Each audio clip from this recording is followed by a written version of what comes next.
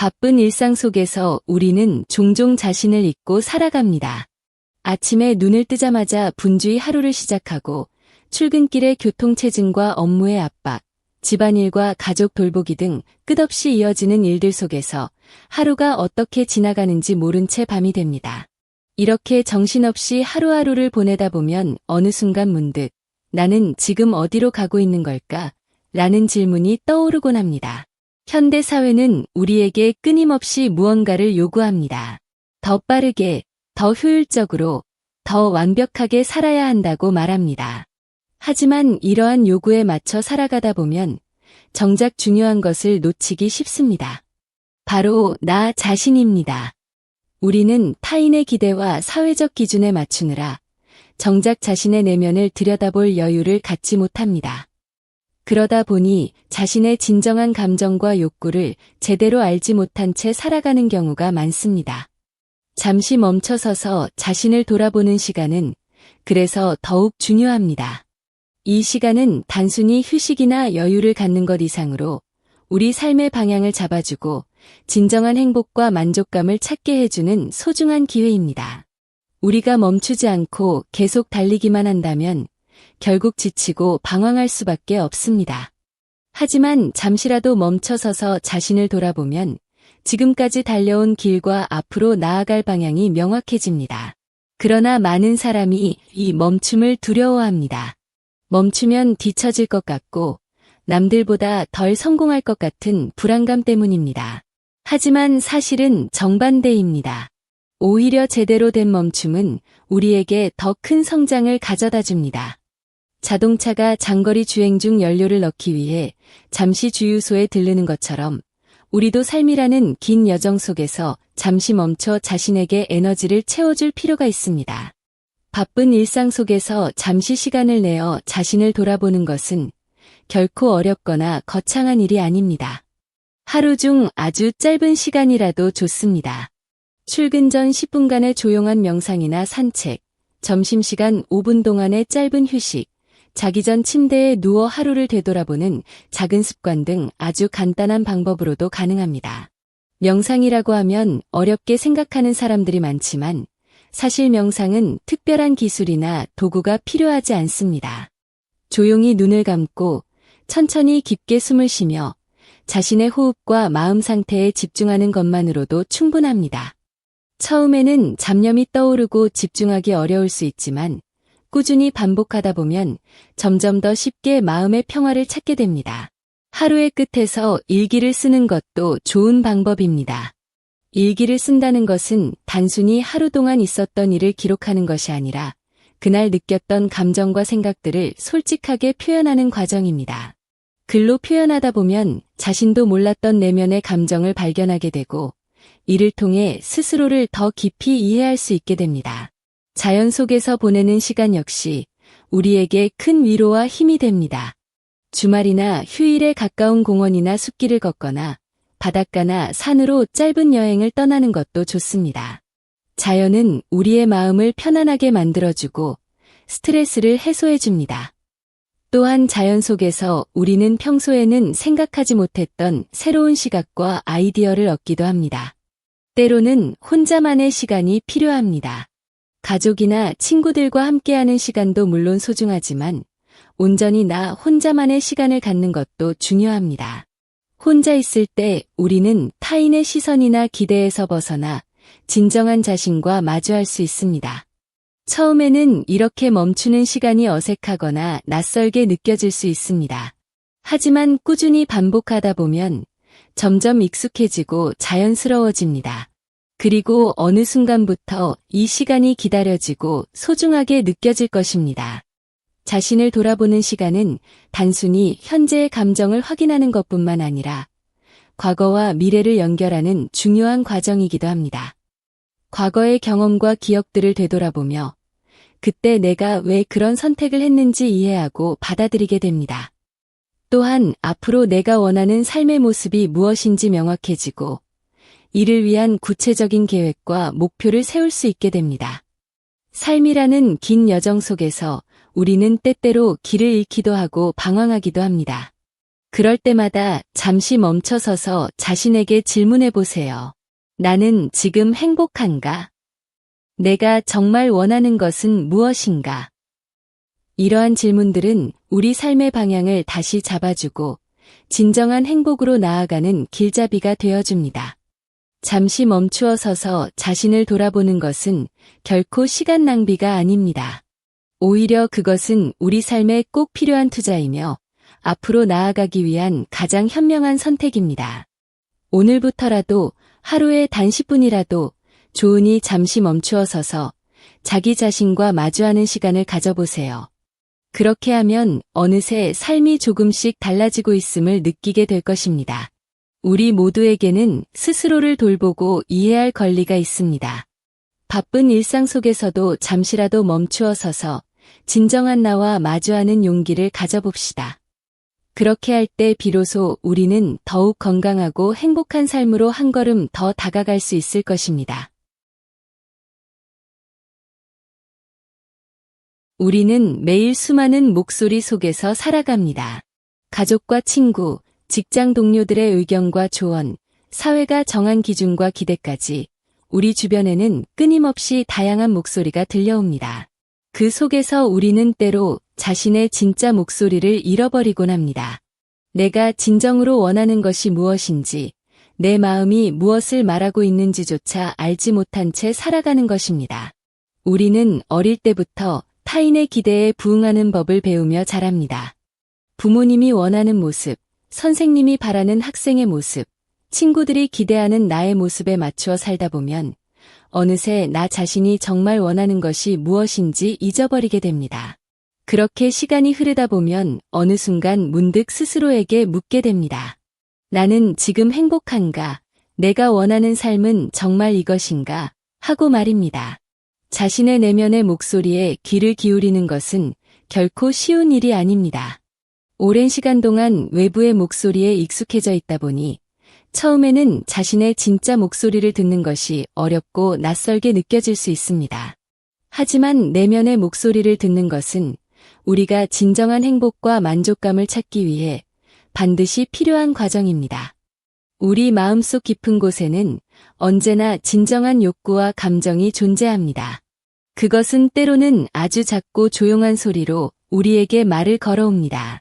그러나 우리가 바쁜 일상과 외부의 소음에 가려 그 소리를 듣지 못할 뿐입니다. 그래서 우리는 때때로 멈춰서서 조용히 귀를 기울이는 연습을 해야 합니다. 내면의 목소리를 듣는 첫 번째 단계는 바로 고요함을 찾는 것입니다. 하루 중 아주 짧은 시간이라도 좋으니 조용하고 편안한 공간에서 혼자만의 시간을 가져보세요. 휴대폰을 잠시 꺼두고 TV나 라디오 같은 외부 자극도 잠시 멀리하세요. 그리고 눈을 감고 천천히 숨을 쉬며 마음속 깊은 곳으로 집중해보세요. 처음에는 잡념이 끊임없이 떠오르고 집중하기 어려울 수 있습니다. 하지만 그것은 지극히 자연스러운 현상입니다. 중요한 것은 그런 잡념들을 억지로 밀어내려고 하지 말고 그저 자연스럽게 흘러가도록 두는 것입니다. 그렇게 몇 분 동안 호흡에 집중하다 보면 점점 마음이 고요해지고 편안해지는 것을 느낄 수 있을 것입니다. 마음이 고요해졌다면 이제 스스로에게 질문을 던져보세요. 나는 지금 어떤 감정을 느끼고 있지? 내가 정말 원하는 것은 무엇이지? 하고 말입니다. 그리고 그 질문에 대한 답을 찾으려고 애쓰지 말고 그저 마음속에서 자연스럽게 떠오르는 생각이나 느낌을 가만히 지켜보세요. 때로는 예상치 못한 감정이나 욕구가 떠오를 수도 있습니다. 예를 들어 갑자기 슬픔이나 외로움 같은 감정이 올라올 수도 있고 오랫동안 잊고 지냈던 꿈이나 소망이 떠오를 수도 있습니다. 그런 감정이나 생각들이 떠오르면 그것을 부정하거나 억누르지 말고 있는 그대로 받아들여 주세요. 우리는 종종 자신의 진짜 욕구나 감정을 마주하는 것을 두려워합니다. 그것이 지금까지 살아온 삶과 너무 다르거나 현실적으로 이루기 어렵다고 생각하기 때문입니다. 하지만 중요한 것은 당장 그 욕구를 이루느냐 마느냐가 아니라 그것을 있는 그대로 인정하고 받아들이는 것입니다. 내면의 목소리를 듣는 또 다른 좋은 방법은 글쓰기를 통해 자신의 감정을 표현하는 것입니다. 하루 중 잠깐이라도 시간을 내어 일기를 쓰거나 자유롭게 글을 써보세요. 글쓰기라는 행위는 우리 마음속에 억눌려 있던 감정과 생각들을 밖으로 꺼내주는 역할을 합니다. 글쓰기를 할 때는 잘 쓰려고 노력하지 않아도 됩니다. 그저 머릿속에 떠오르는 생각과 느낌들을 솔직하게 표현하면 됩니다. 처음에는 어색하거나 어렵게 느껴질 수 있지만 꾸준히 반복하다 보면 점점 더 자연스럽게 자신의 감정을 표현할 수 있게 될 것입니다. 또한 자신과 대화를 나누듯이 글을 써보는 것도 좋은 방법입니다. 스스로에게 질문을 던지고 그 질문에 답하는 형식으로 글을 써보세요. 예를 들어 나는 요즘 왜 이렇게 불안하지? 내가 진짜 원하는 삶은 어떤 모습이지? 와 같은 질문들을 던져보고 그에 대한 답을 솔직하게 적어보는 것입니다. 자신의 내면의 목소리를 듣기 위해서는 때로 용기가 필요합니다. 오랫동안 외면하고 살아왔던 자신의 진짜 모습을 마주하는 것이 두렵거나 불편할 수도 있기 때문입니다. 하지만 용기를 내어 한 걸음씩 다가가다 보면 결국 더 큰 성장과 행복을 얻을 수 있습니다. 자신과 마주하는 과정에서 때로 혼란스럽거나 힘들 수도 있습니다. 하지만 그런 순간에도 자신에게 따뜻한 위로와 격려를 보내주세요. 우리는 모두 완벽하지 않고 부족한 존재입니다. 중요한 것은 완벽함이 아니라 자신을 있는 그대로 받아들이고 사랑하는 것입니다. 내면의 목소리를 듣기 시작하면 우리의 삶은 조금씩 변화하기 시작합니다. 타인의 기대나 사회적 기준에 맞추어 살던 삶에서 벗어나 자신만의 기준과 가치관으로 살아가기 시작합니다. 그렇게 되면 자연스럽게 더 큰 만족감과 행복감을 느끼게 됩니다. 처음에는 작은 변화일지 몰라도 시간이 흐를수록 그 변화는 점점 더 커지고 뚜렷해질 것입니다. 그리고 어느 순간 뒤돌아보면 과거와는 완전히 다른 모습으로 성장한 자신을 발견하게 될 것입니다. 우리 모두에게는 스스로의 내면에 귀 기울이고 진정한 욕구를 발견할 권리가 있습니다. 바쁜 일상 속에서도 잠시라도 멈추어 서서 자신의 진짜 목소리에 귀 기울이는 용기를 가져봅시다. 그렇게 할 때 비로소 우리는 더욱 건강하고 행복한 삶으로 한 걸음 더 다가갈 수 있을 것입니다.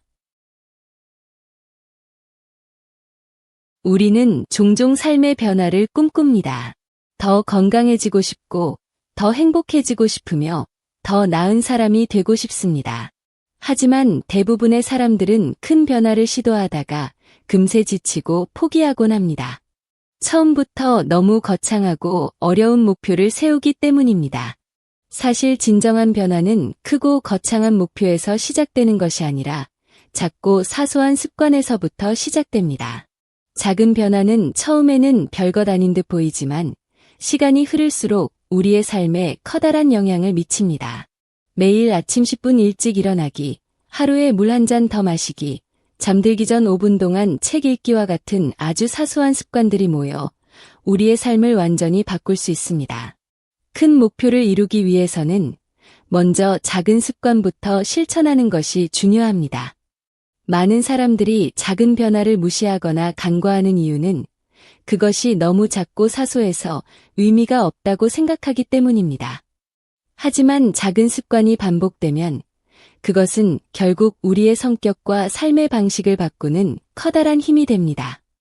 예를 들어 매일 아침 5분씩 스트레칭을 하는 습관을 들이면 처음에는 별다른 차이를 느끼지 못할 수 있지만 몇 달 후에는 몸이 가벼워지고 활력이 넘치는 자신을 발견하게 됩니다.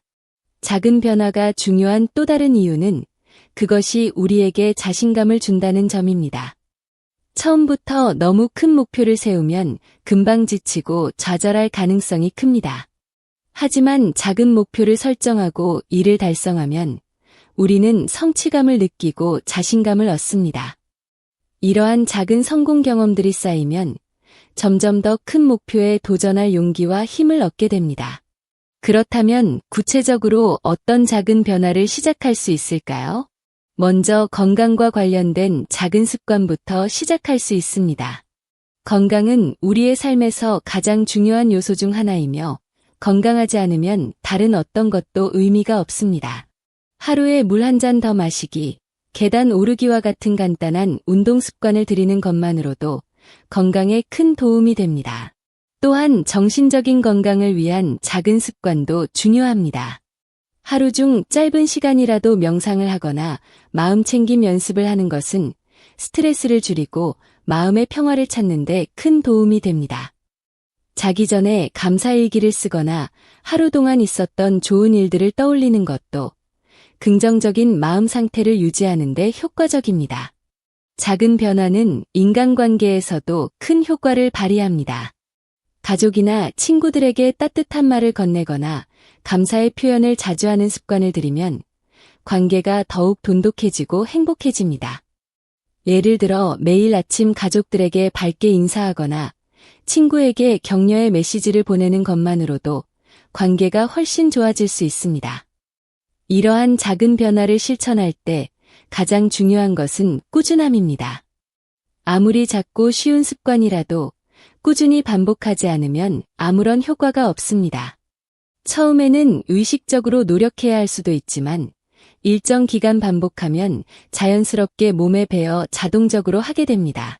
습관 전문가들은 보통 새로운 습관이 자리 잡으려면 최소 21일에서 길게는 2달 정도 걸린다고 말합니다.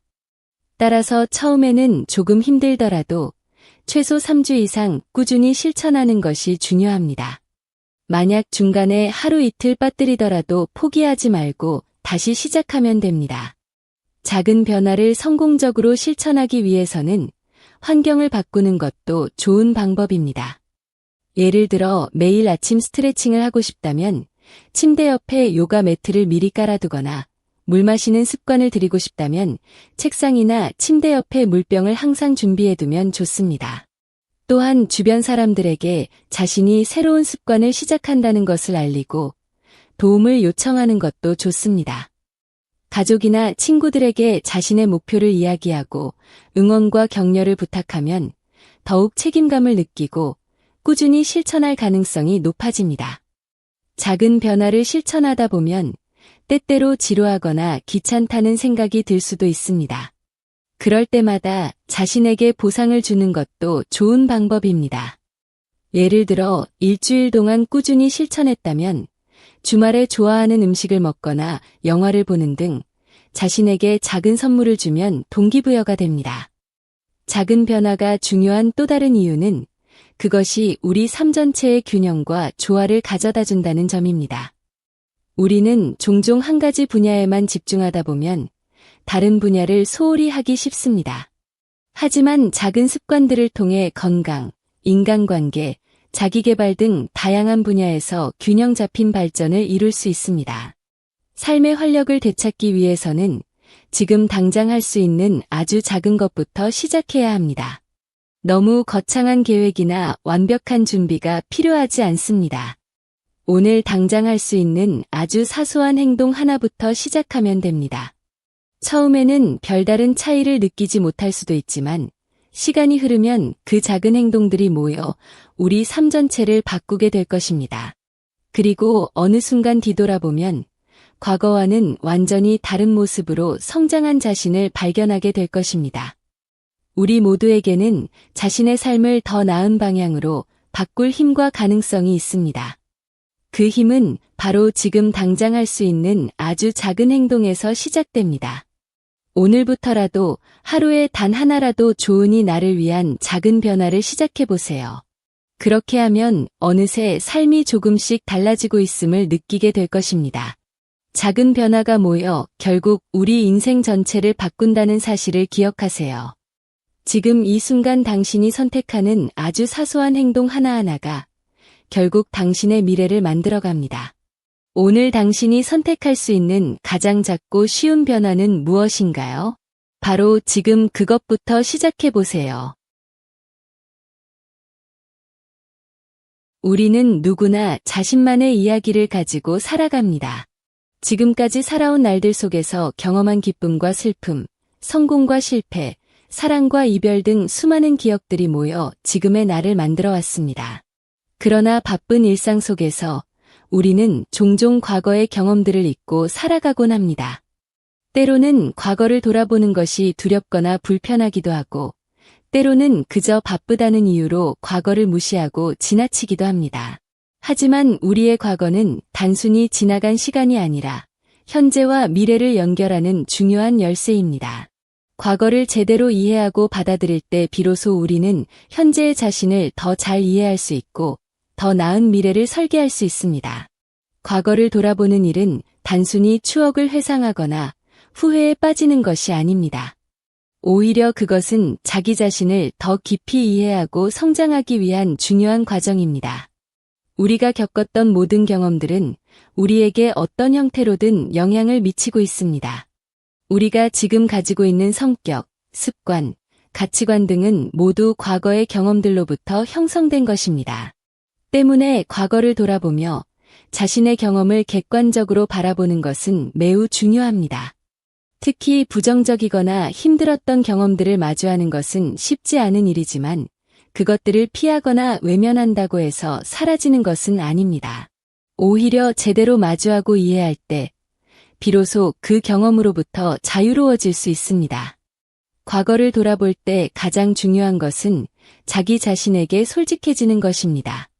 우리는 종종 자신의 실수나 약점을 인정하는 것을 두려워합니다.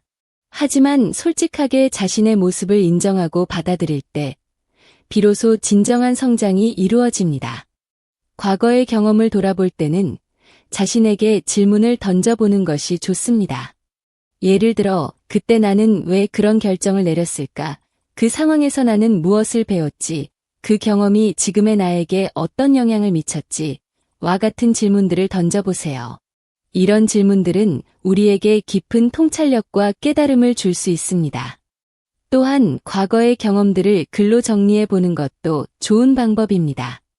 글쓰기는 우리의 생각과 감정을 객관적으로 바라볼 수 있도록 도와줍니다. 특히 힘들었던 기억이나 상처가 되는 경험들을 글로 표현하면 마음속에 억눌려 있던 감정들이 해소되고 치유되는 효과도 있습니다. 과거를 돌아보며 얻은 깨달음과 교훈들은 현재의 삶에 큰 도움이 됩니다. 예를 들어 과거의 인간관계에서 어려움을 겪었다면 그때 내가 했던 실수나 잘못된 행동들을 돌아보고 같은 실수를 반복하지 않도록 노력할 수 있습니다. 또한 과거에 성공했던 경험이 있다면 그때 내가 어떤 태도와 행동으로 성공했는지 분석하여 현재에도 적용할 수 있습니다. 현재의 나 자신을 이해하는 것도 중요합니다. 우리는 종종 자신의 현재 모습을 정확히 인식하지 못한 채 살아갑니다. 타인의 시선이나 사회적 기준에 맞추어 살다 보면 정작 자신의 진짜 모습을 잊어버리기 쉽습니다. 현재의 나를 이해하기 위해서는 우선 자신의 감정과 욕구에 귀 기울이는 것이 필요합니다. 하루 중 잠시라도 혼자만의 시간을 갖고 스스로에게 질문해 보세요. 나는 지금 행복한가? 내가 정말 원하는 삶은 무엇인가? 하는 질문들을 던져보면 좋습니다. 현재 자신이 처한 상황이나 문제점들을 객관적으로 바라보는 것도 중요합니다. 문제나 어려움이 있다면 그것을 피하거나 외면하지 말고 직면하여 해결책을 찾으려고 노력해야 합니다. 문제를 직면하고 해결하는 과정에서 우리는 더 큰 성장을 이루게 됩니다. 미래를 설계하는 일 역시 중요합니다. 우리가 원하는 미래는 저절로 이루어지지 않습니다. 그것은 지금 이 순간 우리가 내리는 선택과 행동들이 모여 만들어지는 것입니다. 미래를 설계할 때는 구체적인 목표와 계획을 세우는 것이 필요합니다. 막연히 행복해지고 싶다거나 성공하고 싶다라는 추상적인 목표보다는 구체적이고 명확한 목표가 있어야 합니다. 예를 들어 1년 안에 자격증 취득하기, 6개월 안에 체중 5kg 감량하기와 같은 구체적인 목표가 있으면 더욱 효과적으로 실천할 수 있습니다. 또한 목표를 세운 후에는 그것을 이루기 위한 구체적인 계획을 세워야 합니다. 목표만 있고 계획이 없으면 결국 실천하지 못하고 포기하기 쉽습니다. 목표 달성을 위해 매일 또는 매주 해야 할 일들을 구체적으로 정리하고 실천 가능한 작은 단계들로 나누어 실행하면 좋습니다. 미래 설계 과정에서 중요한 또 다른 요소는 바로 자신감입니다. 우리는 종종 실패에 대한 두려움 때문에 새로운 도전을 망설이곤 합니다. 하지만 실패는 결코 부끄러운 일이 아닙니다. 오히려 실패를 통해 우리는 더 많은 것을 배우고 성장할 수 있습니다. 미래에 대한 불안감이나 두려움이 들 때마다 스스로에게 용기와 격려의 말을 건네보세요. 나는 할 수 있다. 실패하더라도 괜찮다. 나는 계속 성장하고 있다. 와 같은 긍정적인 말을 반복하면 점점 자신감이 생기고 도전할 용기를 얻게 됩니다. 과거와 현재, 그리고 미래는 서로 연결되어 있습니다. 과거의 경험들이 모여 현재의 나를 만들었고, 지금 이 순간 내가 내리는 선택들이 모여 미래의 나를 만들어갑니다. 따라서 과거를 제대로 이해하고 받아들이며 현재 자신의 모습을 정확히 인식하고 원하는 미래를 명확히 설계하는 것이 중요합니다. 우리 모두에게는 더 나은 삶으로 나아갈 힘과 가능성이 있습니다. 그 힘은 바로 우리 자신의 내면에 존재합니다. 오늘부터라도 잠시 멈춰서서 자신의 과거와 현재, 그리고 미래에 대해 진지하게 생각해 보세요. 그렇게 하면 어느새 삶이 조금씩 달라지고 있음을 느끼게 될 것입니다.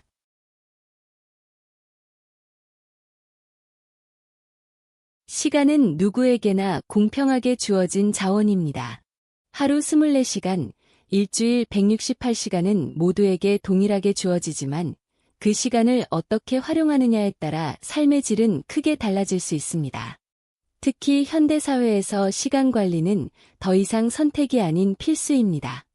업무와 개인 생활의 균형을 맞추고 자신만의 목표를 이루기 위해서는 스마트한 시간 관리가 필요합니다. 많은 사람들이 시간이 부족하다고 느낍니다. 해야 할 일이 너무 많고 하루가 어떻게 지나가는지도 모른 채 끝나버리는 경우가 많습니다. 하지만 시간을 효율적으로 관리하면 같은 24시간을 훨씬 더 알차게 사용할 수 있습니다. 시간 관리는 단순히 일을 빨리 처리하는 것이 아니라 자신의 우선순위를 명확히 하고 중요한 일에 집중하는 데 초점을 맞춥니다.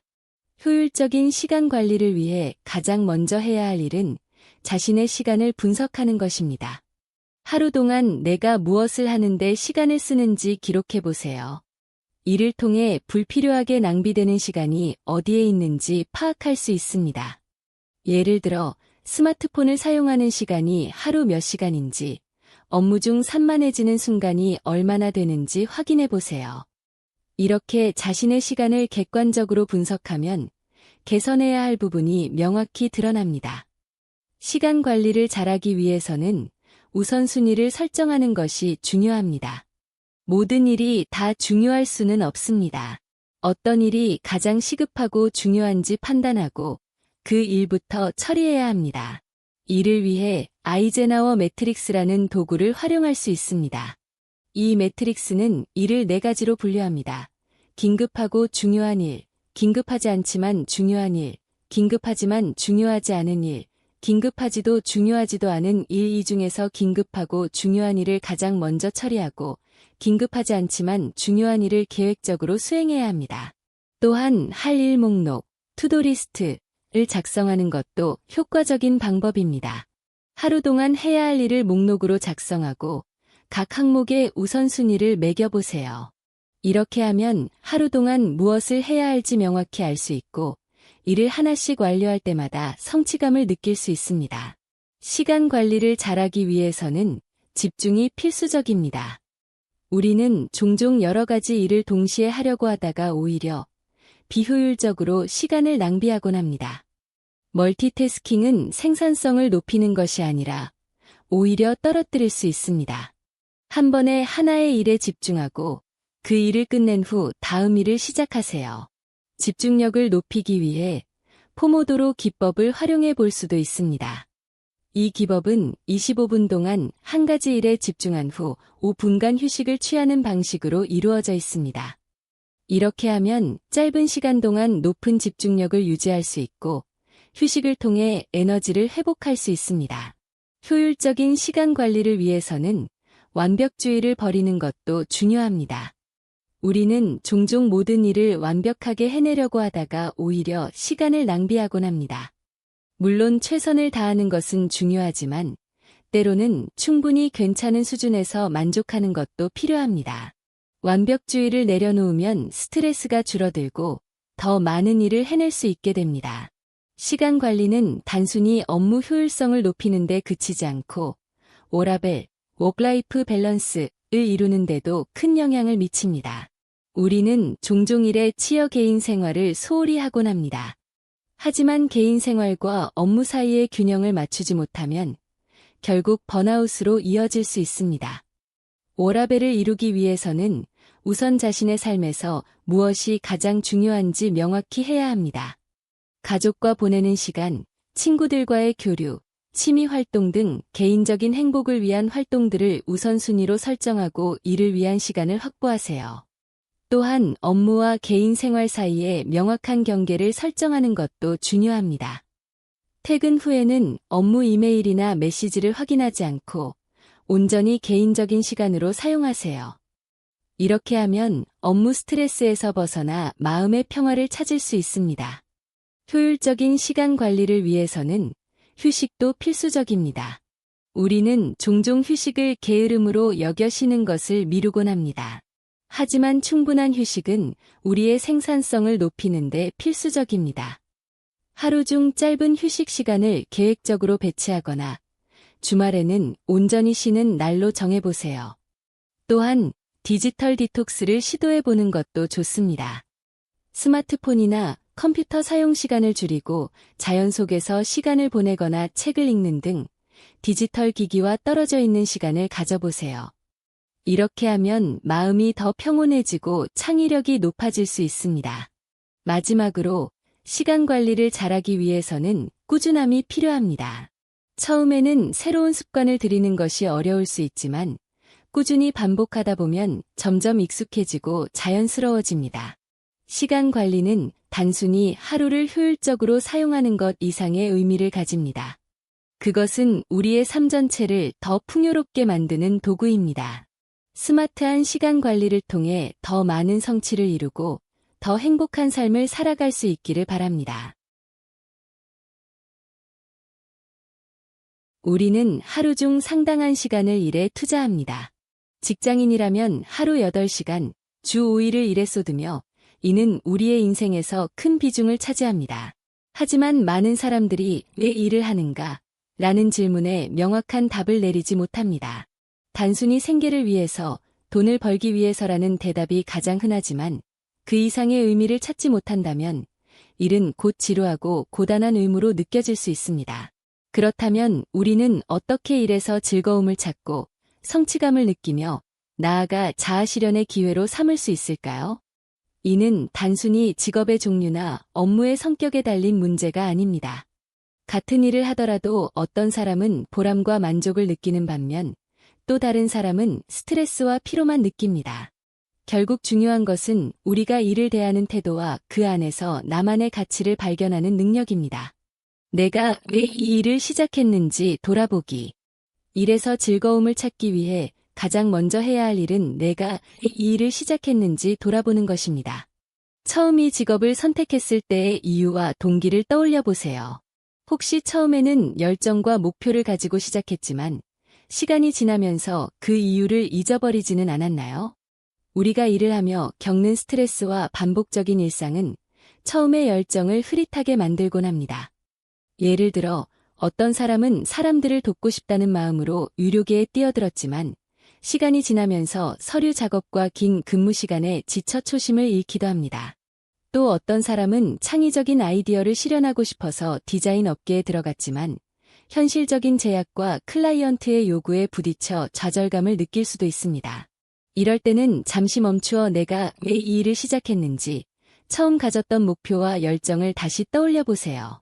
그리고 현재 내가 하고 있는 일이 그 목표와 얼마나 연결되어 있는지 점검해 보세요. 만약 그 연결고리가 약해졌다면 다시 그 목표를 되살리기 위해 무엇을 할 수 있을지 고민해 보는 것도 좋습니다. 작은 성취감에서 시작하기.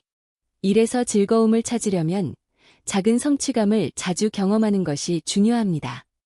우리는 종종 큰 목표만 바라보다가 그 과정에서 이루어지는 작은 성과들을 놓치곤 합니다. 하지만 작은 성취감이 쌓이면 그것이 곧 자신감을 키우고 더 큰 목표를 이루는 원동력이 됩니다. 예를 들어 업무 중 작은 프로젝트를 성공적으로 마쳤거나 동료나 상사로부터 칭찬을 받았다면 그 순간을 충분히 음미하세요. 이 정도는 당연히 해야 하는 일이야 라고 넘기지 말고 스스로에게 잘했어 라고 칭찬해 주세요. 이러한 긍정적인 피드백은 우리가 일을 계속할 수 있는 에너지를 제공합니다. 또한 매일 업무를 시작하기 전에 오늘 하루 동안 이루고 싶은 작은 목표를 설정해 보세요.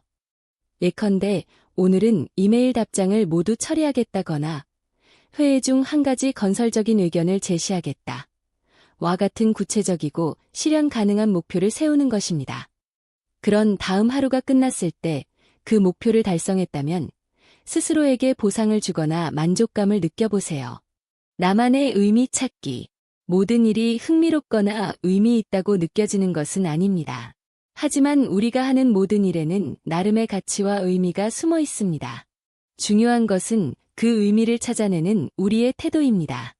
예를 들어 단순히 서류 작업만 반복하는 직장인이라도 자신의 일이 전체 조직에서 어떤 역할을 하고 있는지 생각해 본다면 새로운 시각을 가질 수 있습니다. 내가 처리하는 서류가 회사의 중요한 프로젝트에 기여하고 있다거나 고객에게 더 나은 서비스를 제공하는 데 도움이 되고 있다는 사실을 깨닫게 되면 일에 대한 태도가 달라질 수 있습니다. 또한 내가 하는 일이 내 삶에 어떤 영향을 미치고 있는지도 생각해 보세요. 예컨대 내가 번 돈으로 가족을 부양하거나 자신이 원하는 삶을 만들어가고 있다면 그것만으로도 충분히 의미 있는 일이 될 수 있습니다. 성장의 기회로 삼기. 일은 단순히 돈을 벌기 위한 수단이 아니라 자신을 성장시키는 도구가 될 수도 있습니다. 업무 중 겪는 어려움이나 도전 과제들은 우리에게 새로운 기술과 경험을 쌓게 해줍니다. 물론 처음에는 힘들고 스트레스를 받을 수도 있지만 그런 과정을 통해 우리는 더 강하고 유능한 사람이 됩니다. 예를 들어 새로운 프로젝트를 맡게 되었는데 그것이 지금까지 해보지 않은 분야라면 처음에는 두려움과 부담감을 느낄 수 있습니다. 하지만 일을 배우고 익히며 성공적으로 마무리했을 때 우리는 큰 자신감과 성취감을 얻게 됩니다. 또한 자신의 업무와 관련된 새로운 기술이나 지식을 배우는 것도 좋은 방법입니다. 요즘에는 온라인 강의나 세미나 등 다양한 학습 기회가 많습니다. 자신의 전문성을 높이고 새로운 영역에 도전함으로써 일에 대한 흥미와 열정을 되살릴 수 있습니다. 인간관계 속에서 즐거움 찾기. 직장에서 함께 일하는 동료들과의 관계도 일에서 즐거움을 찾는 중요한 요소입니다. 좋은 동료들과 협력하며 서로에게 긍정적인 영향을 주고받으면 업무 자체가 더 즐겁게 느껴집니다. 동료들과 소통할 때는 단순히 업무적인 이야기를 넘어 개인적인 관심사나 취미에 대해서도 이야기를 나눠보세요. 이렇게 하면 서로 더 가까워지고 신뢰감이 형성됩니다. 또한 어려운 일이 있을 때 서로 도우며 문제를 해결하면 팀워크와 유대감이 강화됩니다. 만약 직장에서 인간관계가 원활하지 않다면 그것이 일에 대한 스트레스 요인이 될 수 있습니다. 이럴 때는 먼저 상대방의 입장을 이해하려 노력하고 열린 마음으로 대화를 시도해 보세요. 인간관계가 좋아지면 자연스럽게 일에서도 더 많은 즐거움을 느낄 수 있게 됩니다. 균형 잡힌 삶 유지하기. 마지막으로 일을 통해 즐거움을 찾으려면 균형 잡힌 삶을 유지하는 것이 중요합니다. 아무리 좋아하는 일이라도 지나치게 몰두하면 번아웃 상태에 빠질 수 있습니다. 따라서 업무 외에도 자신만의 시간을 갖고 취미 생활이나 운동 등을 통해 스트레스를 해소하세요. 특히 퇴근 후에는 업무와 완전히 분리된 시간을 가지는 것이 중요합니다. 가족이나 친구들과 시간을 보내거나 혼자만의 여유로운 시간을 가지며 에너지를 충전하세요. 이렇게 하면 다음날 다시 일을 시작할 때 더 활력을 가지고 임할 수 있습니다. 우리는 모두 관계 속에서 살아갑니다. 가족, 친구, 동료, 그리고 낯선 사람들까지 인간관계는 우리의 삶의 깊숙이 자리 잡고 있습니다. 관계는 우리에게 소속감을 주고 삶의 의미를 더해주며 때로는 큰 위로와 힘이 되기도 합니다. 하지만 관계가 항상 긍정적인 영향을 주는 것은 아닙니다. 때때로 인간관계는 우리를 지치게 하거나 상처를 주기도 합니다. 이런 상황에서 자신을 지키고 건강한 인간관계를 유지하는 것은 매우 중요합니다. 건강한 인간관계를 유지하기 위해 가장 먼저 필요한 것은 자기 존중과 타인 존중의 균형을 이루는 것입니다. 아들러 심리학에서는 인간의 근본적인 욕구 중 하나가 소속감이라고 강조합니다. 우리는 모두 관계 속에서 의미를 찾고 싶어 하지만 동시에 자신의 가치를 인정받고 싶어 합니다. 이러한 소속감은 타인과의 상호작용에서 비롯되지만 타인의 시선에만 의존하여 자신을 평가할 때 우리는 쉽게 불안과 좌절을 경험하게 됩니다. 아들러가 강조한 것처럼 자기 자신을 먼저 존중하고 그 다음으로 타인을 존중하는 태도가 건강한 관계의 출발점입니다. 자기 존중은 자신의 가치와 감정을 명확히 인식하고 그것을 솔직하게 표현하는 데서 시작됩니다. 이는 상대방과의 소통에서도 중요한 역할을 하며 상대방이 나를 존중하도록 유도하는 힘을 발휘합니다. 동시에 상대방의 입장을 이해하고 그들의 감정을 존중하는 것은 관계에서 신뢰를 쌓는 핵심적인 요소입니다. 서로를 존중하는 마음이 바탕이 될 때 비로소 건강한 관계가 형성될 수 있습니다. 또한 효과적인 소통 방식은 건강한 인간관계를 유지하는 데 필수적입니다. 아들러 심리학에서는 감정의 책임을 자신에게 돌리고 비난보다는 자신의 느낌을 전달하는 소통 방식을 강조합니다. 이를 아이메시지라고 하는데 이는 자신의 감정과 생각을 상대방에게 투명하게 전달하는 방식입니다. 예를 들어 상대방에게 넌 늘 내 의견을 무시해 라고 말하는 대신 나는 내가 내 의견을 고려하지 않고 내 방식대로만 하려고 하는 것 같아서 기분이 안 좋을 때가 있어 라고 표현하면 상대방이 방어적이거나 공격적으로 반응하지 않도록 하며 오히려 자신의 감정을 이해하고 공감할 수 있는 기회를 제공합니다. 아이메시지는 갈등을 피하거나 억누르는 것이 아니라 감정을 건강하게 표출함으로써 서로의 감정을 존중하는 데 중요한 역할을 합니다. 이는 또한 긍정적인 대화 문화를 형성하고 관계에서 신뢰를 쌓는 데 기여합니다. 갈등이 발생했을 때 감정을 억제하거나 공격적으로 표현하는 대신 솔직하고 책임 있는 방식으로 대화하는 것이 건강한 인간관계의 핵심이라 할 수 있습니다. 건강한 인간관계를 위해서는 경계를 명확하게 설정하는 것도 필요합니다. 아들러는 개인이 타인에게 종속되지 않고 자신의 주체성을 지켜야만 진정한 의미의 관계를 맺을 수 있다고 주장했습니다. 이는 타인의 기대나 요구에 무조건 따르기보다는 자신의 감정과 가치를 우선시하고 필요할 때는 아니요라고 말할 수 있는 용기를 의미합니다. 이러한 경계 설정은 상대방이 나를 존중하도록 하고 스스로를 보호할 수 있게 해줍니다.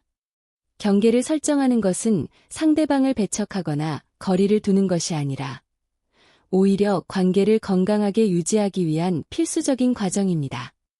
경계를 설정하지 않으면 상대방에게 나의 권리나 감정이 무시될 수 있고 이는 점차적으로 불만과 갈등으로 이어질 수 있습니다. 반면 경계를 명확하게 설정하면 서로의 차이를 인정하고 존중하는 기반을 마련할 수 있습니다. 자신의 심리적 경계를 강화하기 위해서는 먼저 자기 자신을 이해하는 것이 중요합니다. 자신의 감정과 욕구를 명확히 하고 어떤 상황에서 불편함을 느끼는지 파악해야 합니다. 이를 통해 자신이 어디까지 받아들일 수 있고 어디서부터 거부해야 하는지를 명확히 할 수 있습니다. 심리적 경계 설정은 단순히 타인과의 물리적 거리를 두는 것을 넘어 정신적이고 감정적인 영역에서도 자신을 보호할 수 있도록 돕습니다. 예를 들어 지나치게 가까운 사람들과의 관계에서 불편함이나 스트레스를 느낄 때 그것을 솔직하게 표현하고 일정한 거리를 유지하는 것이 필요합니다. 건강한 인간관계 속에서 나를 지키기 위해서는 감사와 긍정적 피드백도 중요한 역할을 합니다. 우리는 종종 부정적인 면에만 집중하며 상대방이나 자신에게 지나치게 엄격해지곤 합니다. 하지만 작은 감사와 긍정적인 표현은 관계를 더욱 돈독하게 만들고 서로에게 힘이 되는 에너지를 제공합니다. 마지막으로 비교하지 않는 용기를 가져야 합니다. 우리는 종종 다른 사람과 자신을 비교하며 불안감을 느끼거나 열등감을 가지곤 합니다. 하지만 비교는 우리의 자존감을 떨어뜨리고 관계에도 부정적인 영향을 미칩니다. 자신만의 기준과 가치를 가지고 살아가는 것이 중요하며 다른 사람의 성공이나 실패에 흔들리지 않는 태도를 가져야 합니다. 궁극적으로 건강한 인간관계는 서로의 차이를 인정하고 존중하는 데서 출발합니다. 자신의 감정과 가치를 지키는 용기와 타인에게 감사하고 긍정적으로 소통하려는 태도가 필수적입니다.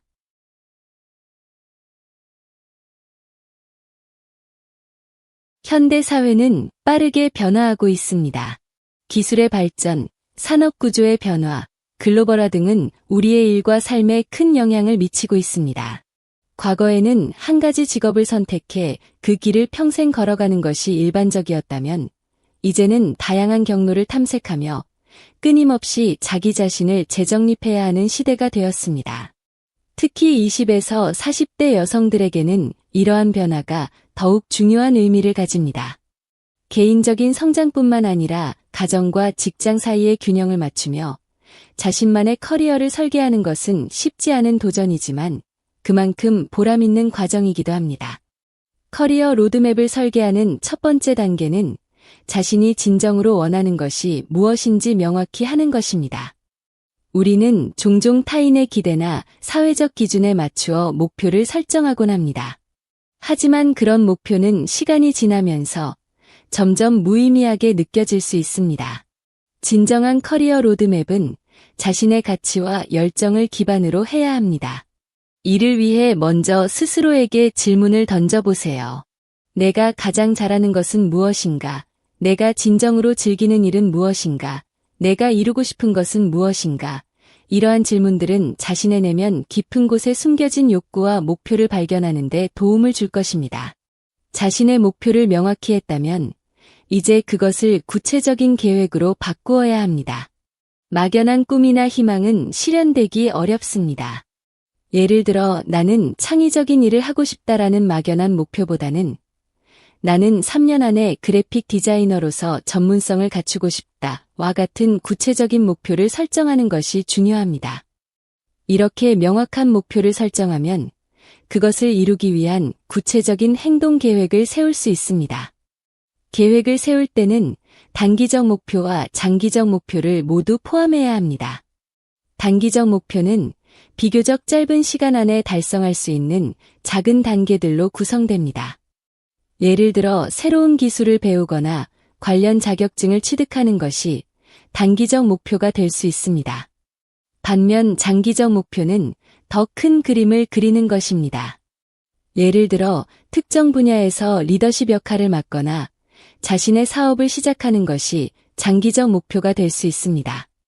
커리어 로드맵을 설계할 때 중요한 또 다른 요소는 유연성입니다. 세상은 끊임없이 변화하고 있으며 우리의 삶도 예상치 못한 방향으로 흘러갈 수 있습니다. 따라서 계획을 세울 때는 일정 정도의 유연성을 가지고 상황에 따라 수정할 수 있어야 합니다.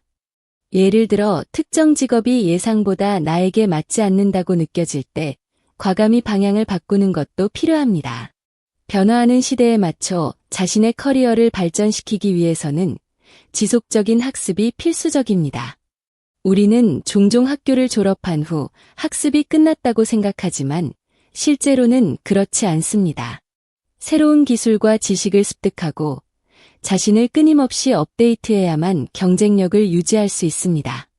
요즘에는 온라인 강의나 워크숍, 세미나 등 다양한 학습 기회가 많습니다.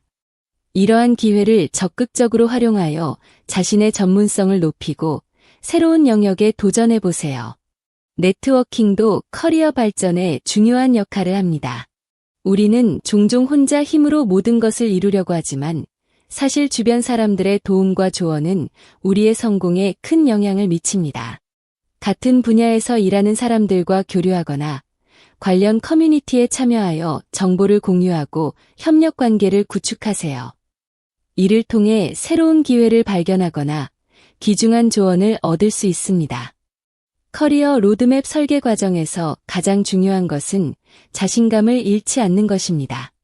우리는 종종 실패나 좌절을 경험하며 자신감을 잃곤 합니다. 하지만 실패는 결코 끝이 아닙니다. 오히려 그것은 우리가 더 나은 방향으로 나아가기 위한 과정일 뿐입니다. 실패를 두려워하지 말고 그것으로부터 배우며 성장하세요. 또한 자신만의 속도를 유지하는 것도 중요합니다. 우리는 종종 주변 사람들과 자신을 비교하며 조급함이나 불안감을 느낍니다. 하지만 모든 사람은 각자의 속도로 성장하고 발전합니다. 다른 사람의 성공에 흔들리지 말고 자신만의 길을 걸어가세요. 마지막으로 커리어 로드맵 설계 과정에서 즐거움을 찾는 것도 잊지 마세요. 우리는 종종 목표를 이루기 위해 너무 심각해지거나 스트레스를 받곤 합니다. 하지만 이 과정 자체가 즐겁고 의미 있어야 지속적으로 동기를 유지할 수 있습니다. 커리어 로드맵은 단순히 직업적인 성공만을 위한 것이 아닙니다. 그것은 우리가 원하는 삶의 모습을 만들어가는 과정입니다. 이 여정을 통해 우리는 더 나은 자신이 되고 더 풍요로운 삶을 살게 될 것입니다. 나이가 들어가면서 우리는 몸과 마음의 변화에 민감해지고 건강관리의 중요성을 더욱 실감하게 됩니다. 특히 30대에서 50대에 이르는 여성들은 신체적, 정신적 변화가 가장 두드러지는 시기를 겪게 됩니다. 이 시기에는 몸의 신진대사가 느려지고 스트레스에 대한 저항력이 떨어지며 감정적으로도 예민해지기 쉽습니다. 따라서 이 시기의 여성들은 신체적 건강뿐만 아니라 정신적 건강 관리에도 특별한 관심을 기울여야 합니다. 몸과 마음은 서로 긴밀하게 연결되어 있습니다. 정신적인 스트레스는 신체적인 건강 문제로 이어질 수 있으며 반대로 신체적 건강이 좋지 않으면 정신적으로도 불안정해질 수 있습니다. 예를 들어 만성적인 스트레스는 심장병이나 고혈압, 당뇨병과 같은 질병의 위험을 높일 수 있습니다. 반대로 규칙적인 운동과 균형 잡힌 식습관은 정신적인 안정감을 주고 스트레스를 줄이는 데 큰 도움이 됩니다. 규칙적인 운동은 신체적 건강을 유지하는 가장 기본적인 방법입니다. 운동은 심혈관 질환, 당뇨병, 뇌졸중 등의 만성 질환 예방에 효과적이며 근육량을 유지하고 뼈를 튼튼하게 만들어줍니다. 또한 규칙적인 운동은 체중 관리에도 필수적입니다. 특히 나이가 들수록 신진대사가 떨어지기 때문에 꾸준한 신체 활동이 더욱 중요합니다. 운동의 효과는 단지 신체에만 국한되지 않습니다. 운동은 뇌에서 엔도르핀과 세로토닌 같은 기분 좋은 화학물질을 분비하도록 도와주며 이는 스트레스를 완화하고 우울감이나 불안을 줄이는 데 효과적입니다. 또한 규칙적인 운동은 숙면을 돕고 집중력과 기억력을 향상시키며 자신감과 자존감을 높이는 데도 긍정적인 영향을 미칩니다. 그러나 바쁜 일상 속에서 규칙적으로 운동하는 것이 쉽지 않을 수 있습니다. 이럴 때는 처음부터 무리한 목표를 세우기보다는 자신이 좋아하고 쉽게 실천할 수 있는 운동부터 시작하는 것이 좋습니다. 예를 들어 하루 20분 정도의 가벼운 걷기나 스트레칭부터 시작하여 점차 강도를 높여가는 방법이 효과적입니다. 또한 요가나 필라테스와 같은 마음챙김 운동도 추천할 만합니다. 이런 운동들은 몸을 움직이는 동시에 마음을 진정시키고 현재 순간에 집중할 수 있도록 도와줍니다. 특히 요가는 몸의 유연성을 길러줄 뿐 아니라 호흡법을 통해 스트레스를 완화하고 마음의 평화를 가져다 줍니다. 운동 외에도 균형 잡힌 식습관은 건강관리에서 매우 중요한 부분입니다. 우리가 먹는 음식은 우리의 몸과 마음에 직접적으로 영향을 미칩니다. 과일과 채소, 통곡물, 단백질이 풍부한 음식들을 섭취하면 에너지를 얻고 면역력을 높일 수 있습니다. 특히 채소와 과일에는 비타민과 미네랄이 풍부하여 면역력을 강화하고 노화를 늦추는 데 도움을 줍니다.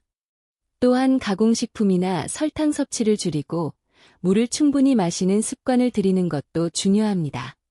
충분한 수분 섭취는 신진대사를 촉진하고 피부를 맑게 하며 에너지를 유지하는 데 효과적입니다. 하루에 최소 1.5리터 이상의 물을 마시는 습관을 들이면 몸에 독소가 배출되고 피부 상태도 좋아집니다.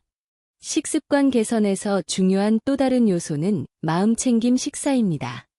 음식을 먹을 때 천천히 씹으며 맛과 향을 음미하고 현재 순간에 집중해 보세요.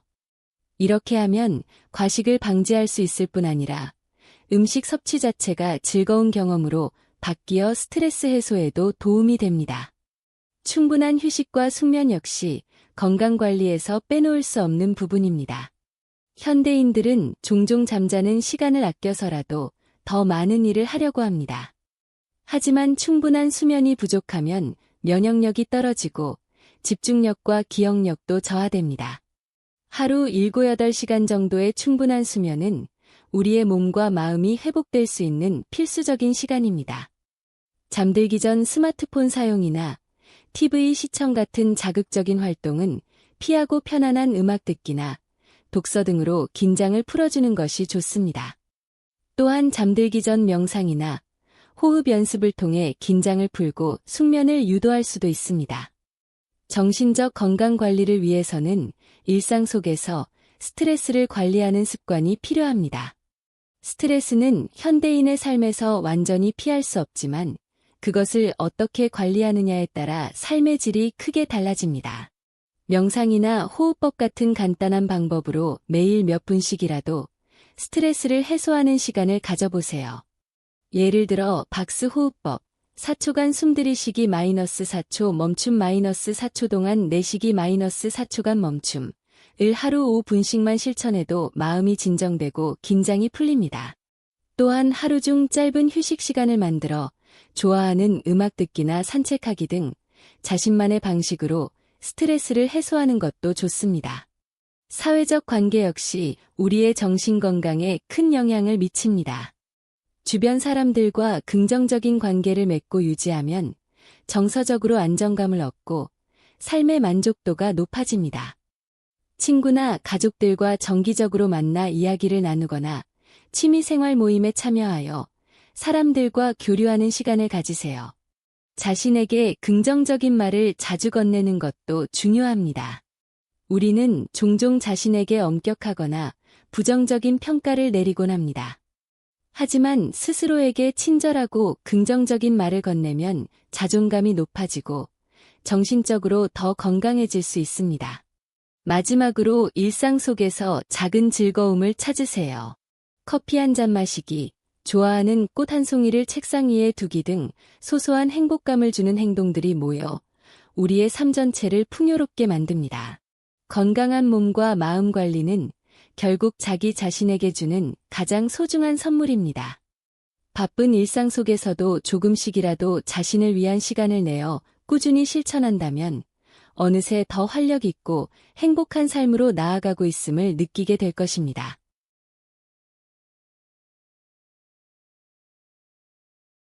우리가 살아가는 동안 외모와 스타일은 단순히 겉모습 이상의 의미를 가집니다. 스타일은 자신을 표현하는 중요한 수단이며 때로는 우리의 정체성과 자존감을 반영하기도 합니다. 특히 30에서 50대 여성들에게 스타일은 단순히 패션의 문제가 아니라 자신을 재발견하고 삶의 활력을 불어넣는 도구가 될 수 있습니다. 나를 빛나게 하는 스타일을 찾는 것은 단순히 옷을 잘 입는 것 이상의 의미를 지니며 자신의 내면과 조화를 이루는 외적인 표현을 완성하는 과정입니다. 우리는 모두 각기 다른 체형, 피부톤, 그리고 개성을 가지고 있습니다. 그렇기 때문에 완벽한 스타일이라는 것은 존재하지 않습니다. 대신 각 개인에게 어울리는 스타일이 따로 있으며 이를 발견하고 활용하는 것이 중요합니다. 나에게 어울리는 스타일을 찾으려면 먼저 자신의 신체적 특징과 개성을 정확히 이해해야 합니다. 이는 단순히 유행을 따르는 것보다 훨씬 더 중요한 과정입니다. 스타일을 찾는 첫 번째 단계는 자신의 체형을 이해하는 것입니다. 체형은 사람마다 다르며 특정 옷이 어떤 사람에게는 잘 어울리지만 다른 사람에게는 그렇지 않을 수 있습니다. 예를 들어 키가 크고 마른 체형이라면 루즈핏의 옷이 잘 어울릴 수 있지만 키가 작은 사람에게는 오히려 몸이 더 작아 보일 수 있습니다. 반대로 곡선미가 돋보이는 체형이라면 허리를 강조하는 디자인의 옷이 매력을 극대화할 수 있습니다. 자신의 체형에 맞는 옷을 선택하는 것은 단순히 외모를 돋보이게 하는 것뿐만 아니라 자신감을 높이는 데도 큰 도움을 줍니다. 옷이 나에게 잘 맞고 편안하게 느껴질 때 우리는 자연스럽게 더 당당한 태도를 가지게 됩니다. 따라서 유행에 얽매이지 않고 나의 체형과 개성에 맞춘 옷을 선택하는 것이 중요합니다. 다음으로 고려해야 할 요소는 피부톤입니다. 피부톤에 따라 잘 어울리는 색상이 다르기 때문에 이를 이해하면 얼굴이 더 밝아 보이고 생기 있어 보이는 효과를 얻을 수 있습니다. 일반적으로 피부톤은 따뜻한 톤, 웜톤과 차가운 톤, 쿨톤으로 나뉩니다. 따뜻한 톤의 피부를 가진 사람은 베이지, 브라운, 올리브 그린 같은 색상이 잘 어울리고 차가운 톤의 피부를 가진 사람은 블루, 그레이, 핑크 계열의 색상이 잘 어울립니다. 피부톤에 맞는 색상을 선택하면 얼굴빛이 환해지고 건강해 보이는 효과를 얻을 수 있습니다. 이를 위해 퍼스널 컬러 진단을 받아보는 것도 좋은 방법입니다. 요즘에는 전문적인 퍼스널 컬러 상담 서비스를 통해 자신에게 가장 잘 어울리는 색상을 분석받을 수 있습니다. 이러한 분석 결과를 바탕으로 옷뿐만 아니라 메이크업이나 액세서리 선택에도 활용할 수 있습니다. 스타일은 단순히 옷이나 액세서리에 국한되지 않습니다. 헤어스타일 역시 우리의 외모와 이미지를 크게 좌우하는 중요한 요소 중 하나입니다. 헤어스타일은 얼굴형과 조화를 이루어야 하며 나의 개성을 드러낼 수 있는 방향으로 선택해야 합니다.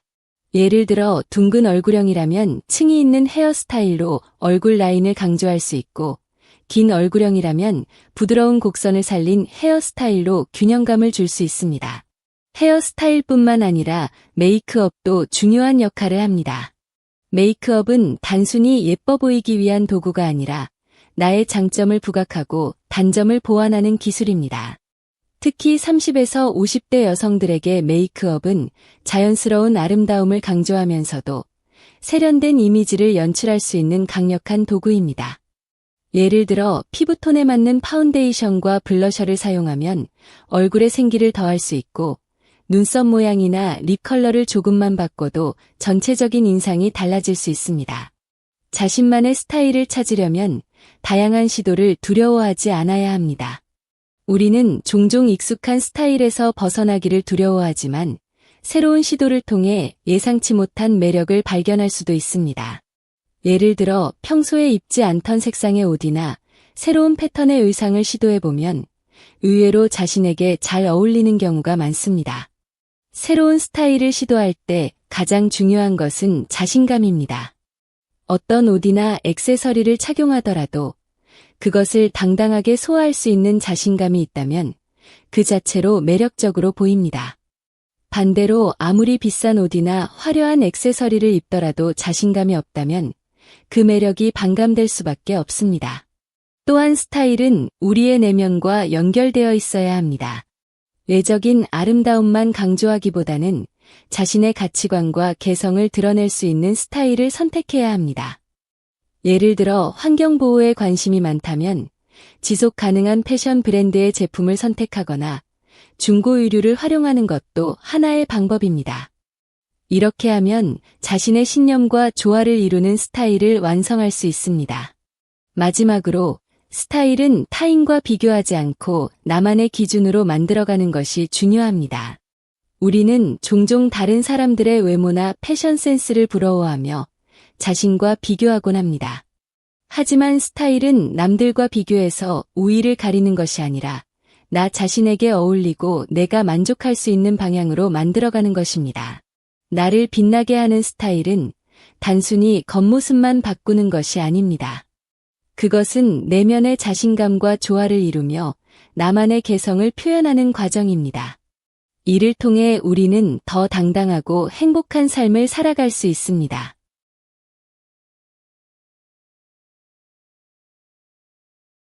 현대 사회는 끊임없이 빠르게 돌아갑니다. 우리는 매일 바쁜 일정을 소화하며 업무와 가사, 인간관계 속에서 쉴 틈 없이 살아갑니다. 이러한 삶의 방식은 우리를 지치게 하고 때로는 스트레스를 극대화시켜 마음의 평화를 잃게 만듭니다. 특히 30에서 50대 여성들에게는 직장과 가정에서의 책임이 겹쳐지며 몸과 마음이 더욱 쉽게 소진되곤 합니다.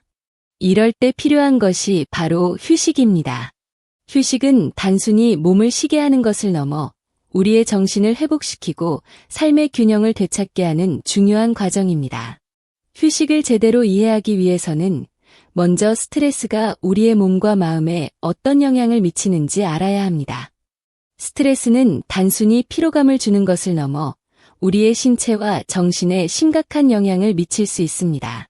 만성적인 스트레스는 면역력을 약화시키고 심혈관 질환이나 소화 문제를 유발할 수 있으며 정신적으로는 불안감과 우울증을 악화시킬 수 있습니다.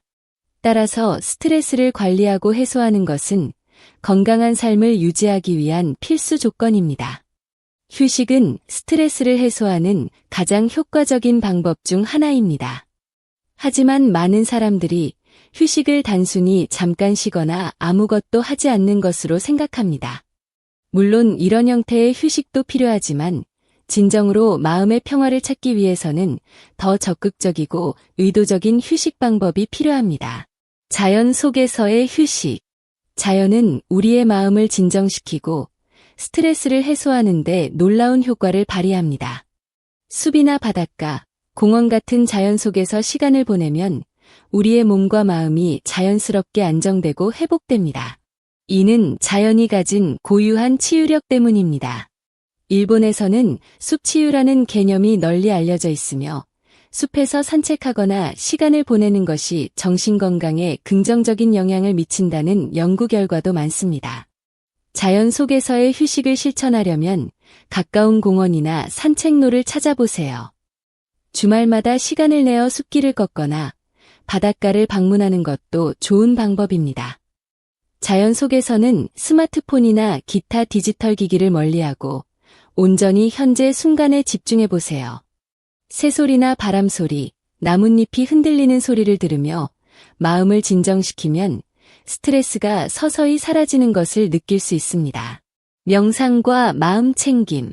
명상은 마음의 평화를 찾는 가장 효과적인 방법 중 하나입니다.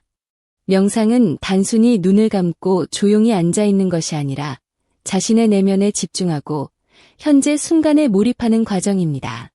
명상을 통해 우리는 끊임없이 떠오르는 생각들을 내려놓고 마음을 진정시킬 수 있습니다.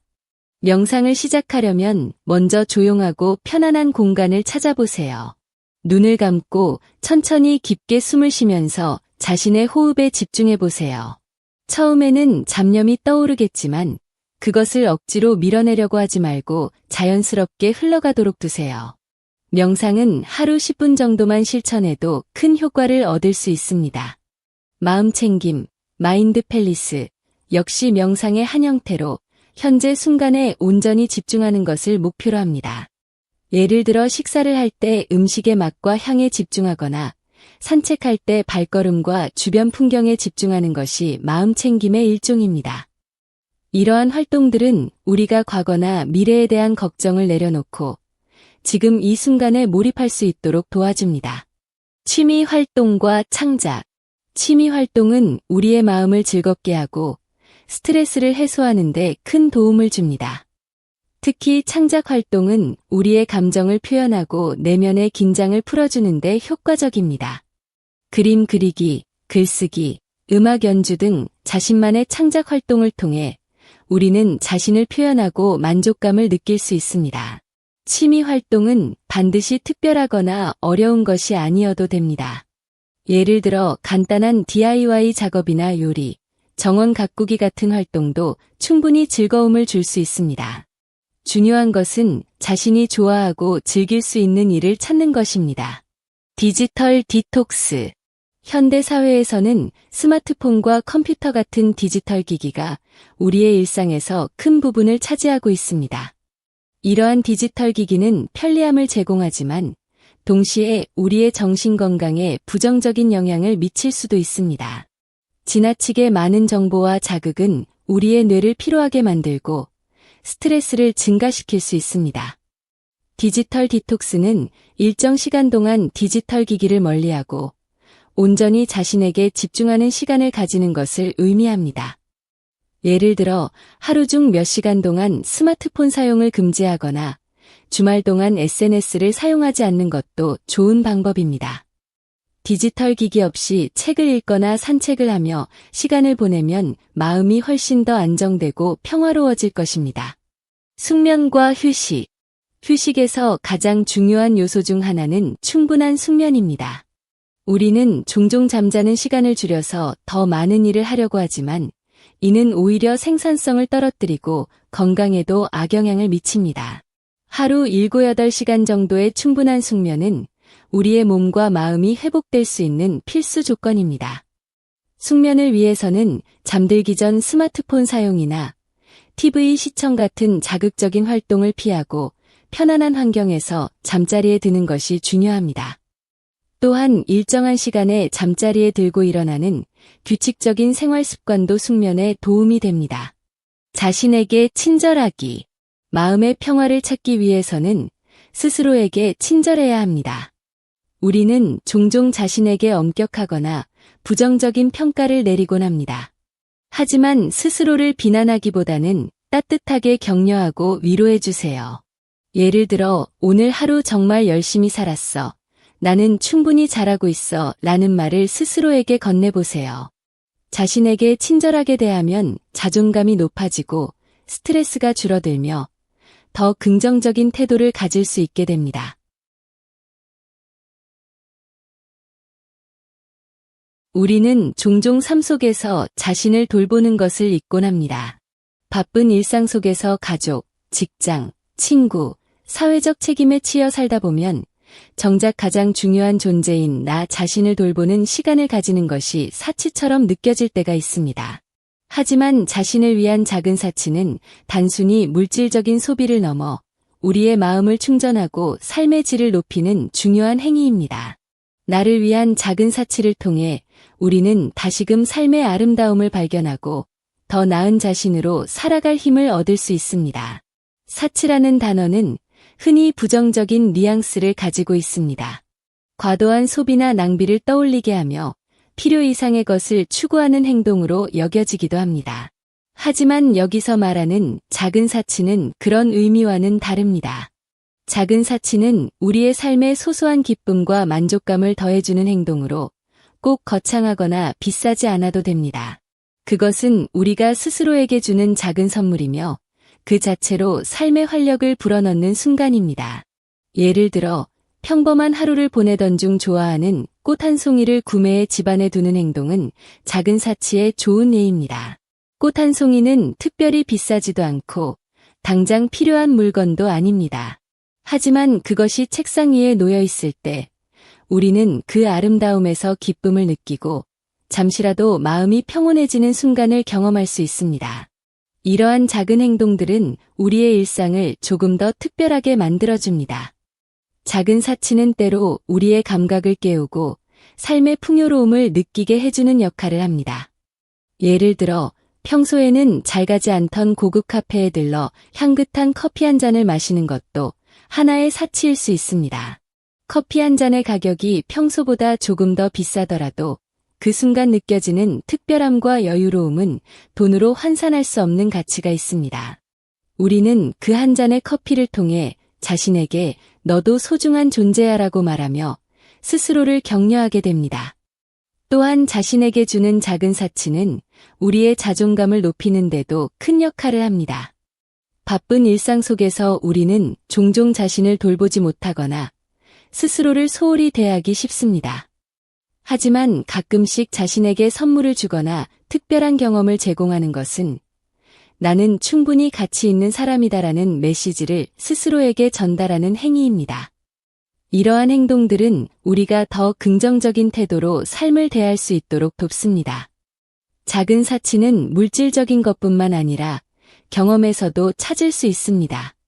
예를 들어 평소에는 잘 가지 않던 미술관이나 공연장에 방문하는 것도 하나의 작은 사치가 될 수 있습니다. 이러한 경험들은 우리의 시야를 넓혀주고 새로운 영감을 제공하며 일상의 반복 속에서 벗어나 새로운 세계를 접할 기회를 줍니다. 특히 예술적인 경험은 우리의 감정을 풍부하게 하고 내면의 깊이를 더해주는 힘이 있습니다. 또 다른 형태의 작은 사치는 시간을 선물하는 것입니다. 우리는 종종 바쁜 일정 속에서 잠시 멈추고 쉬는 것조차 허락하지 않을 때가 많습니다. 하지만 스스로에게 휴식 시간을 선물하는 것은 가장 값진 사치 중 하나입니다. 예를 들어 하루 중 잠깐이라도 아무런 방해 없이 혼자만의 시간을 보내거나 좋아하는 책을 읽으며 차 한 잔을 즐기는 것은 우리의 마음과 몸에 큰 위로가 됩니다. 작은 사치를 실천하는 과정에서 중요한 것은 그것이 나에게 진정으로 기쁨과 만족감을 줄 수 있어야 한다는 점입니다. 우리는 종종 타인의 시선이나 사회적 기준에 맞추어 소비하거나 행동하곤 합니다. 하지만 진정한 작은 사치는 외부의 기준이 아닌 나 자신의 욕구와 필요에 따라 이루어져야 합니다. 내가 좋아하는 것, 나에게 의미 있는 것들을 선택할 때 비로소 그 행동이 진정한 가치를 가질 수 있습니다. 예를 들어 누군가는 명품 가방이나 고급 레스토랑에서의 식사를 통해 만족감을 느낄 수도 있지만 또 다른 누군가는 조용한 공원에서 산책하거나 좋아하는 음악을 들으며 시간을 보내는 것으로 충분히 행복할 수 있습니다. 중요한 것은 그 행동이 나에게 어떤 의미를 가지느냐이며 그것이 나에게 기쁨과 위안을 줄 수 있다면 그것은 충분히 가치 있는 사치입니다. 작은 사치를 실천하기 위해서는 먼저 자신이 무엇을 좋아하고 원하는지 알아야 합니다. 우리는 종종 자신의 욕구나 필요를 무시한 채 살아가곤 합니다. 하지만 스스로에게 질문해 보세요. 나는 무엇을 할 때 행복한가? 나는 어떤 순간에 만족감을 느끼는가?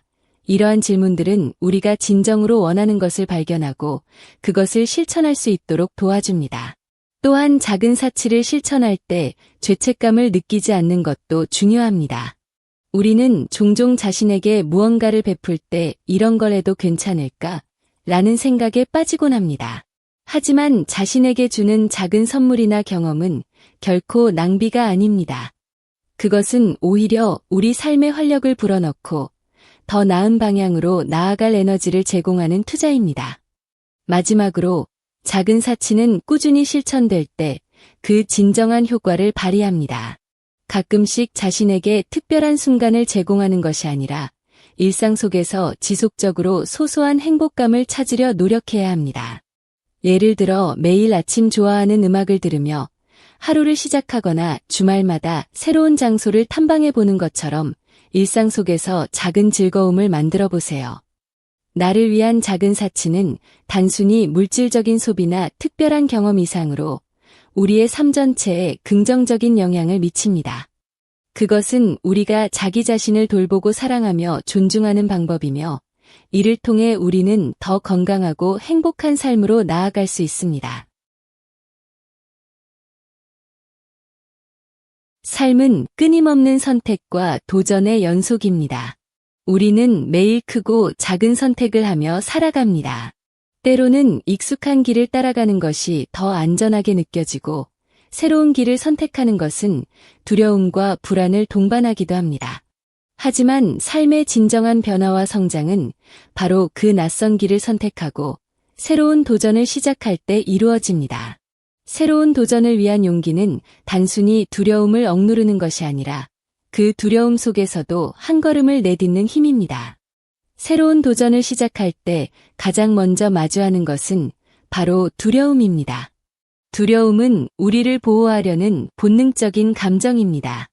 익숙하지 않은 상황에서 우리는 실패나 좌절, 혹은 타인의 비난을 걱정하며 망설이게 됩니다. 하지만 두려움은 반드시 극복해야 할 대상이 아니라 우리가 성장하기 위해 마주해야 할 감정입니다. 두려움을 완전히 없애려고 하기보다는 그것을 인정하고 받아들이며 함께 나아가는 것이 중요합니다. 많은 사람들이 새로운 도전에 대한 두려움 때문에 첫걸음을 내딛지 못합니다. 내가 잘할 수 있을까? 만약 실패하면 어떻게 하지? 사람들이 나를 어떻게 볼까? 라는 질문들이 머릿속에 떠오르며 발목을 잡습니다. 하지만 이러한 질문들에 갇혀 있다면 우리는 결코 앞으로 나아갈 수 없습니다. 중요한 것은 실패를 두려워하지 않는 태도입니다. 실패는 끝이 아니라 배움의 과정이며 우리가 더 나은 방향으로 나아가기 위한 디딤돌이 될 수 있습니다. 실패에 대한 두려움을 극복하기 위해서는 실패를 바라보는 관점을 바꾸는 것이 필요합니다. 우리는 종종 실패를 부정적인 경험으로만 여기지만 사실 실패는 우리가 성장하고 발전할 수 있는 기회입니다. 예를 들어 새로운 사업을 시작했지만 예상했던 결과를 얻지 못했다고 해서 그것이 완전히 잘못된 선택이었다고 단정 지을 수는 없습니다. 그 과정에서 얻은 경험과 교훈은 다음 시도에서 더 나은 결과를 가져다 줄 수 있습니다. 새로운 도전을 시작하기 위해서는 자신에 대한 믿음이 필요합니다. 우리는 종종 자신의 능력을 과소평가하며 나는 충분히 준비되지 않았다거나 나는 아직 부족하다는 생각에 빠지곤 합니다. 하지만 완벽한 준비 상태라는 것은 존재하지 않습니다. 중요한 것은 지금 내가 가지고 있는 자원과 능력을 활용해 첫걸음을 내딛는 것입니다. 자신에 대한 믿음은 도전의 첫 단계에서 가장 큰 원동력이 됩니다. 자신감을 키우기 위해서는 작은 성공 경험들을 쌓아가는 것이 효과적입니다. 예를 들어 큰 목표를 이루기 전에 작은 목표를 설정하고 이를 달성해 보세요. 작은 성공 경험들은 우리에게 자신감을 주고 더 큰 도전에 대한 용기를 불어넣어 줍니다. 마치 계단을 오르듯이 한 단계씩 올라가다 보면 어느새 정상에 가까워져 있음을 느낄 수 있습니다. 또한 새로운 도전을 시작할 때 중요한 것은 왜라는 질문을 던지는 것입니다. 내가 이 도전을 왜 시작하려고 하는지, 이 도전이 내 삶에 어떤 의미를 가지는지 명확히 이해해야 합니다. 명확한 이유와 목적이 있다면 우리는 어려운 순간에도 흔들리지 않고 계속 나아갈 수 있는 힘을 얻습니다. 예를 들어 직업을 바꾸거나 새로운 분야에 뛰어들고자 한다면 그것이 단순히 돈이나 명예 때문인지 아니면 진정으로 내가 원하는 삶의 방향인지 고민해 보아야 합니다. 새로운 도전을 위한 용기는 혼자만의 힘으로 이루어지는 것이 아닙니다. 주변 사람들의 지지와 격려는 우리의 용기를 북돋우고 어려운 순간에 힘이 되어줍니다. 가족이나 친구, 멘토와 같은 사람들이 우리의 이야기를 들어주고 응원해줄 때 우리는 더 큰 자신감을 가지게 됩니다. 또한 같은 목표를 가진 사람들과 함께한다면 서로에게 긍정적인 영향을 주며 더 멀리 나아갈 수 있습니다. 도전의 과정에서 가장 중요한 것은 꾸준함입니다. 처음에는 열정적으로 시작했지만 시간이 지나면서 지치거나 포기하고 싶은 순간이 올 수 있습니다. 이럴 때 필요한 것이 바로 꾸준함입니다. 꾸준함은 우리가 목표를 향해 계속 나아가도록 돕는 힘이며 그것이 결국 성공으로 이어집니다. 도전의 과정에서 어려움을 겪을 때 스스로에게 격려의 말을 건네는 것도 중요합니다. 우리는 종종 자신에게 엄격하거나 부정적인 평가를 내리곤 합니다. 하지만 스스로에게 따뜻한 위로와 격려를 보내며 나는 잘하고 있어, 나는 충분히 노력하고 있어 라는 말을 건네보세요. 이러한 긍정적인 자기대화는 우리의 마음을 안정시키고 다시 일어설 힘을 줍니다. 새로운 도전은 우리의 삶의 변화를 가져다 줍니다. 그것은 단순히 외적인 성공뿐만 아니라 내적인 성장과 만족감을 가져다 줍니다. 우리는 새로운 것을 시도하며 자신의 가능성을 발견하고 그 과정에서 더 강하고 유능한 사람이 되어갑니다. 삶은 끊임없는 변화와 성장의 과정입니다. 새로운 도전을 위한 용기는 우리에게 그 변화를 받아들이고 성장할 기회를 제공합니다. 지금 당신 앞에 놓인 낯선 길이 있다면 그 길로 한 걸음 내딛어 보세요. 그곳에는 당신이 상상하지 못했던 가능성과 기회가 기다리고 있을 것입니다. 우리 모두는 저마다 고유한 재능을 가지고 있습니다. 하지만 그 재능이 무엇인지 알지 못한 채 살아가는 사람들이 많습니다. 때로는 자신에게 특별한 재능이 없다고 느끼기도 하고 이미 알고 있는 재능을 어떻게 발전시켜야 할지 몰라 막막해하기도 합니다. 그러나 재능은 타고나는 것만이 아니라 발견하고 키워나가는 과정에서 더욱 빛을 발합니다. 나만의 재능을 발견하고 개발하는 여정은 자신을 더 깊이 이해하고 삶의 의미를 찾아가는 과정이기도 합니다. 재능을 발견하기 위해 가장 먼저 해야 할 일은 자신을 돌아보는 것입니다. 우리는 종종 바쁜 일상 속에서 자신에게 집중할 시간을 가지지 못합니다. 하지만 재능은 내면 깊은 곳에 숨어 있는 경우가 많기 때문에 스스로를 돌아보고 탐구하는 시간이 필요합니다. 내가 좋아하는 것은 무엇인지, 어떤 일을 할 때 가장 즐겁고 자연스러운지 곰곰이 생각해 보세요. 예를 들어, 누군가는 사람들과 대화를 나누며 에너지를 얻고, 또 다른 누군가는 혼자서 창작 활동을 할 때 몰입감을 느낄 수 있습니다. 이러한 순간들은 내가 가진 잠재적인 재능을 암시하는 단서가 될 수 있습니다. 재능은 종종 어린 시절의 경험 속에서 그 흔적을 찾을 수 있습니다. 어릴 적 무엇에 열중했는지, 어떤 활동에서 칭찬을 받았는지 떠올려 보세요. 어린 시절 우리는 사회적 기대나 책임감에 얽매이지 않고 순수하게 자신의 흥미와 열정을 따라 행동합니다. 그때의 기억은 우리가 어떤 방향으로 나아가야 할지 힌트를 줄 수 있습니다. 예를 들어 어릴 적 그림 그리기를 좋아했던 사람이라면 창의적인 분야에서 재능을 발휘할 가능성이 높습니다. 또한 주변 사람들의 피드백도 중요한 단서가 될 수 있습니다. 우리는 종종 자신의 강점이나 재능을 스스로 인식하지 못할 때가 많습니다. 하지만 주변 사람들은 우리가 잘하는 것을 더 명확히 볼 수 있습니다. 친구나 가족, 동료들에게 내가 잘한다고 생각하는 것이 무엇인가? 라고 물어보세요. 그들의 대답 속에서 예상치 못한 가능성을 발견할 수도 있습니다. 재능은 반드시 거창하거나 특별해야 하는 것은 아닙니다. 우리는 흔히 재능이라는 단어를 들으면 예술적 능력이나 뛰어난 기술 같은 것을 떠올리지만 사실 재능은 아주 사소한 것에서도 시작될 수 있습니다. 예를 들어 누군가는 사람들의 이야기를 잘 들어주는 능력을 가질 수 있고 또 다른 누군가는 문제를 해결하는 데 탁월한 능력을 가질 수 있습니다. 중요한 것은 그것이 크고 대단하냐가 아니라 나에게 자연스럽고 즐겁게 느껴지느냐입니다. 재능을 발견했다면 이제 그것을 발전시키는 과정이 필요합니다. 재능은 단순히 발견하는 것으로 끝나지 않습니다. 그것은 꾸준한 노력과 연습을 통해 더욱 빛나게 됩니다.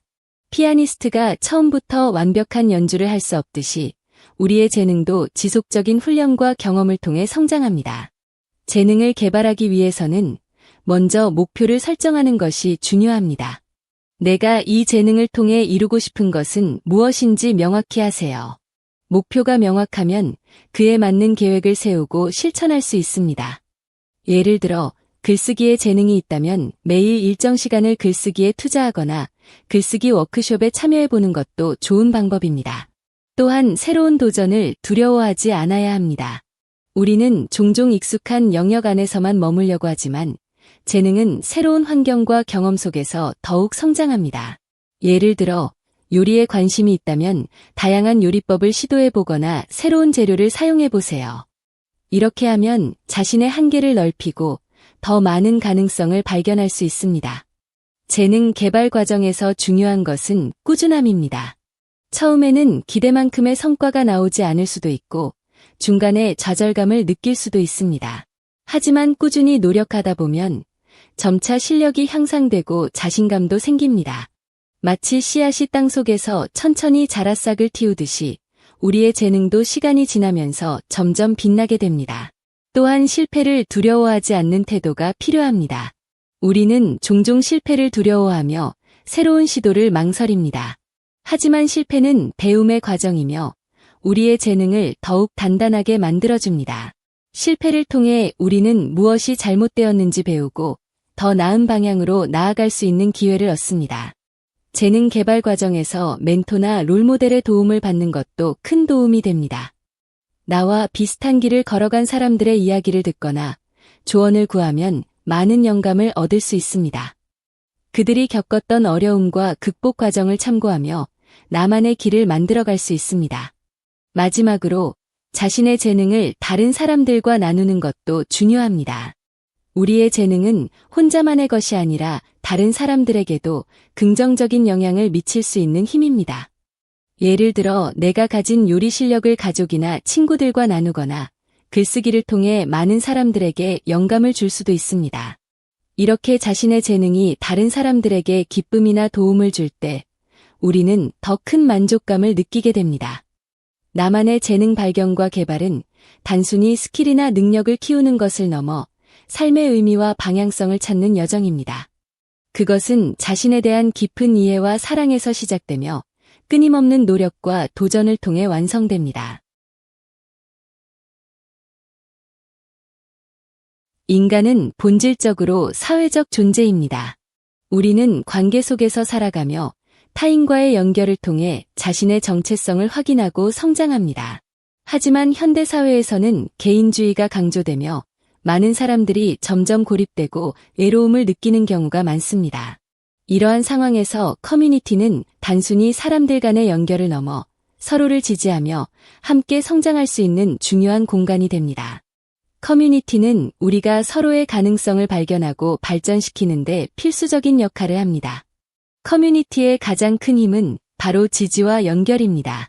우리는 모두 삶에서 어려움을 겪고 도전에 직면합니다. 그럴 때 커뮤니티는 우리에게 안전한 쉼터와 같은 역할을 합니다. 예를 들어 직업을 잃었거나 개인적인 문제로 힘든 시간을 보내고 있을 때 커뮤니티는 따뜻한 위로와 실질적인 도움을 제공합니다. 커뮤니티에 속한 사람들은 우리의 이야기를 들어주고 공감하며 때로는 해결책을 제시하기도 합니다. 이러한 관계는 단순히 문제를 해결하는 데 그치지 않고 우리가 다시 일어설 수 있는 힘을 줍니다. 커뮤니티는 또한 다양성 속에서 배우고 성장할 수 있는 기회를 제공합니다. 다양한 배경과 경험을 가진 사람들이 모인 커뮤니티는 우리의 시야를 넓히고 새로운 관점을 제시합니다. 예를 들어 한 커뮤니티에서 서로 다른 직업을 가진 사람들이 모여 자신의 경험을 공유한다면 우리는 그들의 이야기를 통해 새로운 아이디어와 영감을 얻을 수 있습니다. 이러한 다양성은 우리가 기존의 사고방식을 넘어 더 창의적이고 혁신적인 접근법을 취하도록 돕습니다. 또한 커뮤니티는 우리의 목표를 더욱 명확히 하고 이를 이루기 위한 동기를 부여합니다. 우리는 종종 혼자서 목표를 설정하고 이를 이루려 노력하지만 그 과정에서 쉽게 지치거나 포기할 수 있습니다. 하지만 커뮤니티에 속해 있다면 상황은 달라집니다. 커뮤니티 구성원들과 자신의 목표를 공유하고 그들의 응원을 받으면 우리는 더욱 강한 책임감과 동기를 느끼게 됩니다. 예를 들어 건강관리나 운동 목표를 설정한 사람이 같은 목표를 가진 커뮤니티에 참여하면 서로의 진행 상황을 공유하며 동기부여를 받을 수 있습니다. 커뮤니티는 또한 리더십과 봉사정신을 키울 수 있는 기회를 제공합니다. 커뮤니티 안에서 우리는 자연스럽게 리더십 역할을 맡게 될 수도 있습니다. 예를 들어 특정 프로젝트를 이끌거나 새로운 아이디어를 제안하는 과정에서 우리는 조직력과 의사소통 능력을 키울 수 있습니다. 또한 봉사를 통해 다른 사람들에게 긍정적인 영향을 미칠 수 있으며 이는 우리 자신에게도 큰 만족감을 줍니다. 커뮤니티의 또 다른 중요한 역할은 소속감을 제공하는 것입니다. 인간은 누구나 소속되고 싶어하는 욕구가 있습니다. 커뮤니티는 이러한 욕구를 충족시키며 우리가 혼자가 아니라는 사실을 깨닫게 해줍니다. 특히 현대 사회에서는 많은 사람들이 외로움을 느끼며 살아갑니다. 하지만 커뮤니티에 속해 있다면 우리는 자신이 중요한 존재임을 느끼고 더 큰 목적감을 가지게 됩니다. 커뮤니티는 단순히 개인적인 성장을 넘어 사회적 변화를 만들어내는데도 중요한 역할을 합니다. 서로 다른 사람들이 모여 공통의 목표를 위해 협력할 때 우리는 더 나은 세상을 만들어갈 수 있습니다. 예를 들어 환경보호나 사회적 정의와 같은 공동의 목표를 가진 커뮤니티에서는 구성원들이 함께 행동하며 실질적인 변화를 이끌어냅니다. 커뮤니티의 힘은 디지털 공간에서도 발휘됩니다. 온라인 커뮤니티는 물리적 거리와 상관없이 사람들을 연결하며 다양한 정보와 자원을 공유할 수 있는 플랫폼을 제공합니다. 예를 들어 특정 분야에 관심이 있는 사람들이 모인 온라인 포럼에서는 전문적인 조언과 정보를 얻을 수 있으며 같은 관심사를 가진 사람들과 교류할 수도 있습니다. 커뮤니티에서 중요한 것은 참여와 기여입니다. 우리는 종종 커뮤니티에 속해 있으면서도 소극적으로 행동하거나 단순히 관찰자로 머물 때가 많습니다. 하지만 진정한 성장은 적극적으로 참여하고 기여할 때 이루어집니다. 자신의 경험과 지식을 공유하거나 다른 사람들을 돕는 행동은 우리 자신에게도 큰 보람과 만족감을 줍니다. 마지막으로 커뮤니티는 우리에게 희망과 용기를 줍니다. 삶에서 어려움을 겪거나 방향성을 잃었을 때 커뮤니티는 우리가 다시 일어설 수 있도록 돕습니다. 서로의 이야기를 듣고 공감하며 함께 나아가는 과정에서 우리는 더 강해지고 더 나은 사람이 되어갑니다. 함께 성장하는 커뮤니티는 단순히 사람들의 모임이 아닙니다. 그것은 서로를 지지하며 더 나은 미래를 만들어가는 힘입니다. 우리가 속한 커뮤니티가 어떤 형태이든 간에 그 안에서 적극적으로 참여하고 기여하며 성장한다면 우리의 삶은 더욱 풍요로워질 것입니다.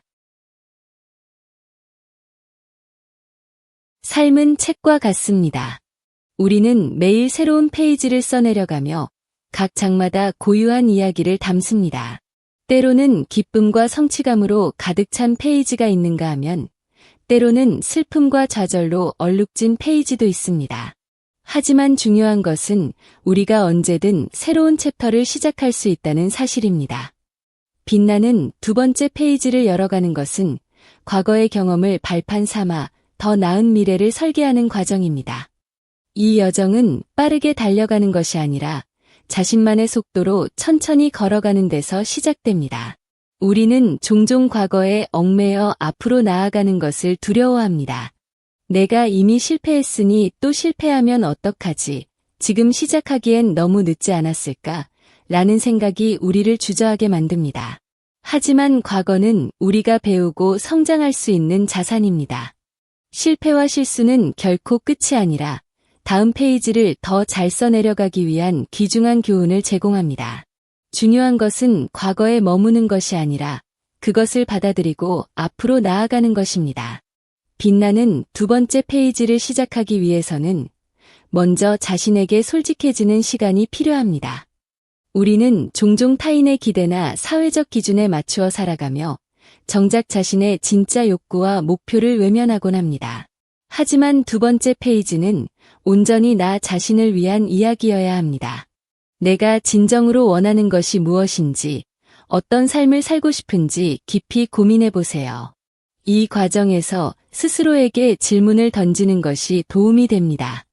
내가 가장 행복했던 순간은 언제였지? 내가 진심으로 열정을 느끼는 일은 무엇인가? 이런 질문들은 우리가 진정으로 원하는 방향을 찾는데 중요한 단서가 됩니다. 새로운 페이지를 열기 위해서는 용기가 필요합니다. 우리는 종종 변화와 도전을 두려워하며 익숙한 곳에 머물고 싶어 합니다.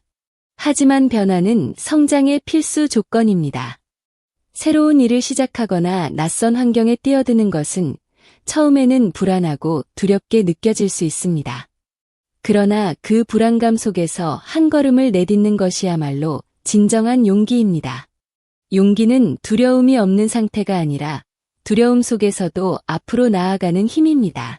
빛나는 두 번째 페이지를 쓰기 위해서는 자신의 속도를 존중하는 것도 중요합니다. 우리는 종종 다른 사람들과 자신을 비교하며 조급함을 느끼곤 합니다. 저 사람은 벌써 성공했는데 나는 왜 아직 제자리일까?